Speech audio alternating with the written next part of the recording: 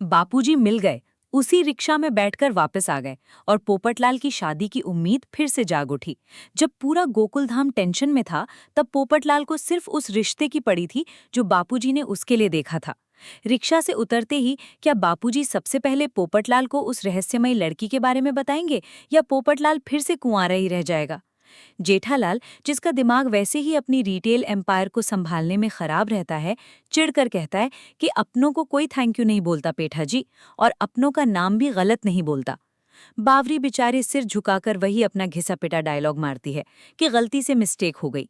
जेठालाल भी जानता है कि ये लड़की डिजिटल मार्केटिंग की दुनिया का सबसे बड़ा डिजास्टर है। वो गुस्से में बोलता है कि मुझे पूरा यकीन है तू जानबूझ के गलती करती है। सच बता, क्या तुझे सच में मेरा नाम याद नहीं रहता? बावरी मासूमियत से कहती है कि सच में याद नहीं रहता, क्योंकि वो जेठालाल को देखकर डर जाती है। जेठालाल बेचारा फ्रस्ट्रेट हो जाता है कि इतना सिंपल सा तो नाम है, इसमें डरने वाली क्या बात है। इसके बाद जेठालाल अब प्रीमियम रियल एस्टेट प्रॉपर्टी यानी गोकुलधाम सोसाइटी पहुंचता है। वहां कंपाउंड में उसकी मुलाकात अपने जिगरी दुश्मन अय्यर से होती है। अय्यर, जो हमेशा खुद को सिलिकॉन वैली टेक साइंटिस्ट समझता है, जेठालाल को देखते ही गुड नाइट बोलकर वहां से खिसकने की कोशिश करता है। जेठालाल भी पलटने ही वाला होता है कि तभी वहां गोकुलधाम की हॉलीवुड सेलिब्रिटी यानी हमारी प्यारी बबीता जी आ जाती हैं। बबीता जी को देखते ही जेठालाल के चेहरे पर वो खुशी छा जाती है जैसे उसे बिना कुछ किए कोई भारी डिविडेंड मिल गया हो। बबीता जी बड़ी ही स्वीट स्माइल के साथ बताती हैं कि वो कोलकाता से जेठालाल के लिए स्पेशली रसगुल्ले लेकर आई थीं और उसके घर देने गई थीं। जेठालाल तो रसगुल्ले का नाम सुनते ही हवा में उड़ने लगता है। वो खुशी से पागल होकर कहता है कि बबीता जी, आप जब भी कोलकाता से रसगुल्ले मंगाती हैं तो हमें अचूक याद रखती हैं। तभी वो कबाब में हड्डी, हमारा अपना सास डेवलपर अय्यर वापस आ जाता है और पूछता है कि भाई तुम कब आए और ये अचूक क्या होता है। जेठालाल उसे समझाता है कि अचूक मतलब बिना भूले। इसके बाद जेठालाल बबीता जी से पूछता है कि क्या घर पर बापूजी नहीं थे। बबीता जी बताती हैं कि घर पर ताला था। जेठालाल को मौका मिल जाता है लाइन मारने का। वो कहता है कि आप इतनी सीढ़ियां चढ़कर गईं, आप मुझे घर बुला लेती। लेकिन बबीता जी जेठालाल के अरमानों पर पानी फेरते हुए कहती हैं कि अय्यर के ऑफिस से आने के बाद उनका एक साथ कॉफी पीने का रिचुअल है। जेठालाल का दिल किसी दिवालिया सॉफ्टवेयर कंपनी की तरह बुरी तरह टूट जाता है। बबीता जी के जाने के बाद जेठालाल को अचानक याद आता है कि बापूजी तो अभी तक घर नहीं आए। तभी वहां टप्पू आ जाता है। टप्पू बताता है कि दादाजी तो अभी तक नहीं आए हैं। जेठालाल को लगता है कि शायद बापूजी तारक मेहता के घर पर बैठकर ज्ञान बांट रहे होंगे। दोनों बाप बेटे मेहता साहब के घर पहुंचते हैं। मेहता साहब दरवाजा खोलते ही हैरान रह जाते हैं। जेठालाल पूछता है कि क्या बापूजी आपके पास हैं? तारक मेहता बताता है कि वो तो खुद अभी अभी ऑफिस से आया है। तभी अंदर से अंजलि भाभी बाहर आती हैं।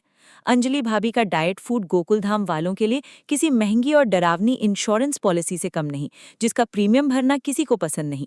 वो जेठालाल को देखकर कहती है कि आप बिल्कुल सही टाइम पर आए हैं। मैंने करेले की टिक्की बनाई है, टेस्ट करके बताइए। करेले का नाम सुनते ही जेठालाल की जान सूख जाती है। वो घबराकर कहता है कि आप तो जानती हैं मेरा करेले से क्या रिश्ता है, आप तारक को ही टेस्ट करवाइए। मेहता साहब का चेहरा ऐसा हो जाता है जैसे उन्हें कोई खराब इन्वेस्टमेंट जबरदस्ती थमा दी गई हो। जेठालाल तुरंत अंजलि भाभी को बातों में उलझाकर वहां से खिसक लेता है। मेहता साहब को भी टेंशन हो जाती है कि चाचा जी मंदिर से इतनी देर तक कहाँ रह गए। वो जेठालाल को आइडिया देते हैं कि सोसाइटी की अपनी एचओए के सेक्रेटरी यानी भिड़े को फोन करो। उधर भिड़े के घर में माधवी और भिड़े अचार की बरनी भर रहे होते हैं। माधवी भिड़े को जल्दी काम करने को कहती है तो भिड़े डायलॉग मारता है कि जल्दी का काम शैतान का होता है। उसी वक्त जेठालाल का फोन आ जाता है और भिड़े के मुंह से गलती से जेठालाल की जगह शैतान लाल निकल जाता है। जेठालाल वैसे ही अपने बापूजी की टेंशन में किसी भारी मॉर्गेज के तले दबा हुआ था। भिड़े की इस बात पर और भड़क जाता है। भिड़े सफाई देता है और बताता है कि बापूजी उसके घर पर भी नहीं आए।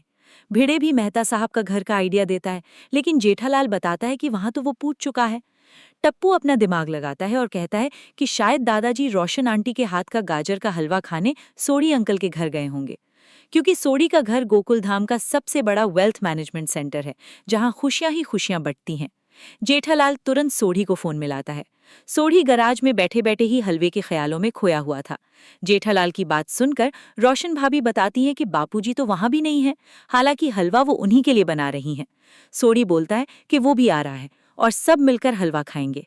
बापूजी का कोई अता पता नहीं है, लेकिन गोकुलधाम वालों का पार्टी का प्लान हमेशा रेडी रहता है। जेठालाल की टेंशन बढ़ती जा रही है। टप्पू कहता है कि वो हाथी अंकल के घर चेक करके आता है। हाथी भाई के घर में एक अलग ही लेवल की डिबेट चल रही थी।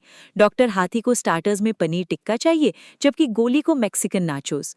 बाप बेटे दोनों अपने अपनी बात पर ऐसे अड़े थे जैसे किसी बड़ी रियल एस्टेट डील पर बहस कर रहे हों। टप्पू वहां पहुंचता है और कोमल आंटी से बापूजी के बारे में पूछता है। पता चलता है कि बापूजी वहां भी नहीं आए हैं। हाथी भाई का परिवार भी टेंशन में आ जाता है। अब तारक मेहता जेठालाल को पोपटलाल को फोन करने को कहते हैं।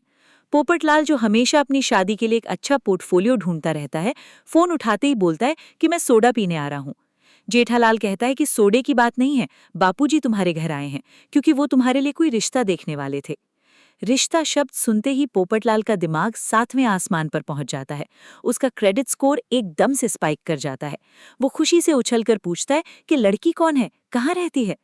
जेठालाल इरिटेट होकर कहता है कि अरे पहले बापूजी तो मिले, वो कहीं खो गए हैं। पोपटलाल की सारी खुशी एक सेकंड में क्रैश हो जाती है। अब कोई रास्ता न देखकर जेठालाल बापूजी के यंग ओल्ड ग्रुप के दोस्तों को फोन करना शुरू करता है। वो सबसे पहले नाथा काका को फोन लगाता है। नाथा काका बड़ी गंभीर आवाज में कहते हैं कि बापूजी तो गए, हम सबको छोड़कर हमेशा के लिए चले गए। ये सुनकर जेठालाल के पैरों तले जमीन खिसक जाती है, जैसे किसी ने उसका पूरा बैंक अकाउंट खाली कर दिया हो। वो फूट फूट कर रोने लगता है। तारक मेहता तुरंत फोन लेकर बात करता है तो पता चलता है कि नाथा काका तो किसी अपने पड़ोसी के बापूजी की बात कर रहे थे, जो अभी अभी स्वर्ग सिधारे हैं। जेठालाल की जान में जान आती है।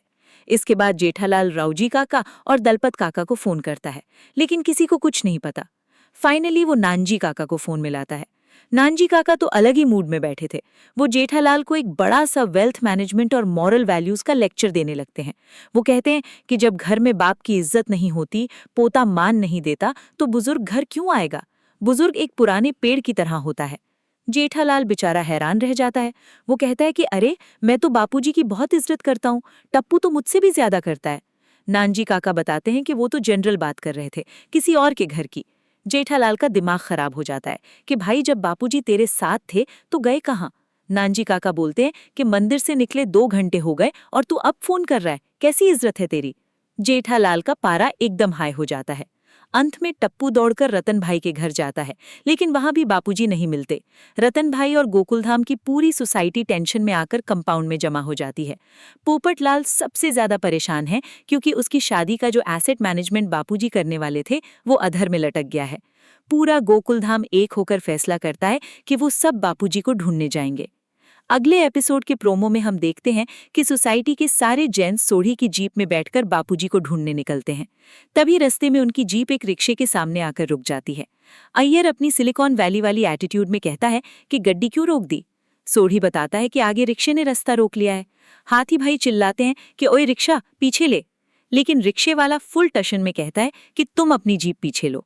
जेठालाल, जिसका दिमाग वैसे ही क्रैश हो चुका है, सोढ़ी को कहता है कि अरे बहस मत कर, गाड़ी पीछे ले ले, लगता है इसकी रिक्शे का रिवर्स गियर खराब है। दोस्तों, क्या इसी रिक्शे में हमारे बापूजी बैठे हैं?